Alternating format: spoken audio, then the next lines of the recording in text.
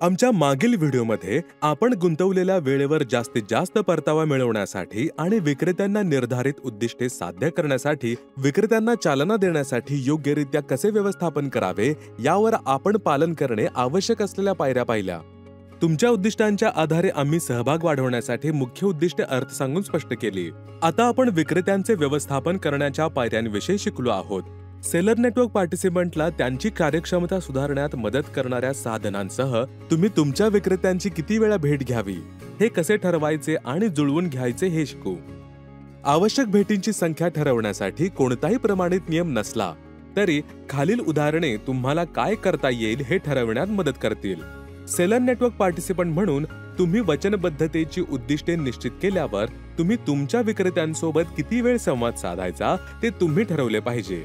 काळजी करू नका, आवश्यक भेटींच्या संख्येसाठी कोणतेही स्पष्ट मापदंड नसले तरीही आम्ही 3 संभाव्य प्रसंग तयार केले आहेत जे तुमच्या समस्येचे निराकरण करतील। त्यांचा अर्थ काय आहे आणि तुम्ही विशिष्ट कृतीचा मार्ग का निवडला आहे हे समजून घेण्यासाठी चला हा प्रत्येक प्रसंग स्वतंत्रपणे पाहूया।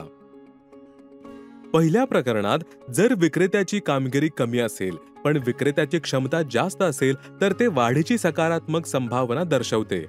वाढीची क्षमता जास्त असल्याने आम्ही सुचवतो की तुम्ही सेलर नेटवर्क पार्टिसिपंट एक विशिष्ट विक्रेत्याला त्याच्या क्षमतेपर्यंत पोहोचवण्यासाठी प्रवृत्त करण्यासाठी वारंवार त्याच्याशी संवाद साधला पाहिजे। दुसऱ्या प्रकरणात विक्रेत्याची कामगिरी उच्च आहे आणि विक्रेत्याची क्षमता सुद्धा उच्च आहे जे नियमित वाढ दर्शवते, त्यामुळे गरज असेल तेव्हाच पुढाकार घ्यावा असे आम्ही सुचवतो। तिसऱ्या प्रकरणात विक्रेत्याचा परफॉर्मन्स कमी आहे आणि विक्रेत्याची क्षमता सुद्धा कमी आहे, कमी वृद्धीच्या संभावनेकडे निर्देश करते। क्षमता कमी असल्याने आम्ही सुचवतो की जर शेड्यूल तुम्हाला असे करण्याची परवानगी देईल तेव्हा तुम्ही विक्रेत्यांशी संलग्न व्हा।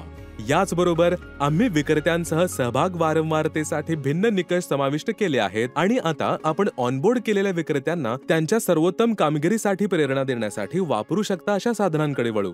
हे साध्य करण्यासाठी तुम्ही खालील तंत्रांचा अवलंब करू शकता: प्रोत्साहन, प्रशिक्षण, चेतावणी आणि दंड आकारणीद्वारे। विक्रेत्यांना कामगिरी प्रोत्साहने परफॉर्मन्स इन्सेंटिव्ह दिल्याने त्यांना त्यांची उत्पादकता वाढवण्याची प्रेरणा मिळू शकते।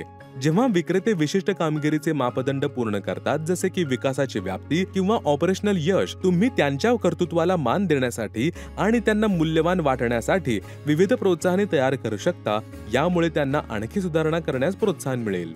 ऑनलाईन व्यवसाय चालवणे कठीण असू शकते आणि कधीकधी विक्रेते खराब कामगिरी दाखवतात कारण त्यांना पुढील ऑपरेशनच्या मूलभूत गोष्टींची योग्य समज नसते, जसे ऑर्डर आणि त्यांची इन्व्हेंटरी कसे व्यवस्थापित करावी आणि किमती कशा सेट कराव्यात आणि कॅटलॉग कसे तयार करावे।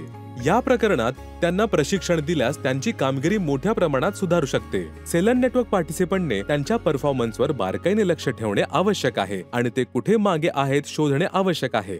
हे तुम्हाला विक्रेत्यांना चांगले प्रशिक्षण कसे द्यावे आणि त्यांना उच्च स्तरावर कसे न्यावे हे ओळखण्यात मदत करेल। विक्रेत्याची कामगिरी सुधारण्यास मदत करणारे दुसरे साधन म्हणजे अपेक्षेपेक्षा कमी कामगिरी असल्यास त्याचे परिणाम काय होतील हे त्यांना कळवणे। ते सातत्याने असे करत असल्यास सावधगिरी आणि वेळेवर चेतावणी त्यांच्या कामगिरीचे मापदंड सुधारण्यास मदत करू शकतात। वारंवार चेतावणी आणि तुमच्याकडून प्रशिक्षण घेतल्यानंतरही विक्रेता सुधारण्यात अयशस्वी झाल्यास तुम्ही त्या विक्रेत्याचे मापदंड सुधारत नाही तोपर्यंत तुम्ही त्याला किंवा तिला डिलिस्ट करून दंड आकारण्याचा सल्ला दिला जातो। सुधारण्यासाठी आवश्यक बदल केल्यानंतर तुम्ही त्यांना पुन्हा सूचीबद्ध करण्यापूर्वी त्यांची पडताळणी आणि मंजुरी देऊ शकता। सेलर एनपीज विविध विक्रेत्यांसोबत काम करत असल्याने ते विविध बाजारपेठा आणि वेगवेगळे विक्रेते कसे कार्य करतात याविषयी अधिक जाणून घेतील। हे सेलर एनपींना त्यांच्या नेटवर्कवरील विविध विक्रेत्यांना अनुरूप असलेल्या सर्वोत्तम पद्धती निवडण्यात आणि विकसित करण्यात मोलाचे ठरेल। व्यवसायाला पूर्णपणे अनुकूल करण्यासाठी कार्यक्षम पद्धती तयार करण्यासाठी मुख्य कामगिरी करणाऱ्यांकडून या शिकलेल्या गोष्टी सामायिक करा। हे आपल्याला सत्राच्या अंतिम निष्कर्षापर्यंत आणते जिथे आम्ही सेलर नेटवर्क पार्टिसिपंटने त्यांची कामगिरी वाढवण्यासाठी विक्रेत्यांशी संवाद साधण्याची वारंवारता शोधली आणि आम्ही विविध साधनांचा सखोल अभ्यास सुद्धा केला आहे जे सेलर एनपीजला ही उद्दिष्टे साध्य करण्यात मदत करेल। पुढील व्हिडिओमध्ये आपण मजबूत ग्राहक मदत कसे तयार करावे हे शिकाल, जे ग्राहकांना केवळ समस्या मांडण्यात मदत करेल असे नाही तर ऑनलाईन व्यवसाय तसेच नफा सुद्धा सुधारेल। त्याविषयी सर्व जाणून घेण्यासाठी पुढील व्हिडिओ पहा।